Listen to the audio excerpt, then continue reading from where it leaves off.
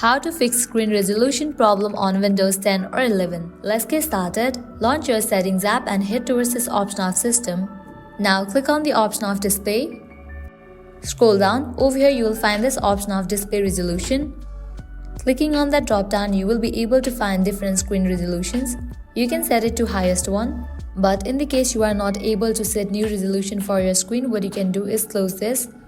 At the bottom left corner, you will find the search box. Over there, type in Device Manager and search for it. After it appears, open it.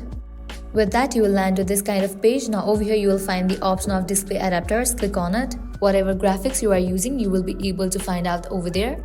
Now you have to click on that driver. Click on Update Driver. Now click on Search automatically for drivers. The best drivers for your device are already installed.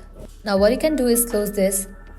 Again, right-click on the driver, click on Update Driver. Now select this option, Browse My Computer for drivers. Click on Next. Now you can click on Search for updated drivers on Windows Update and go through the process.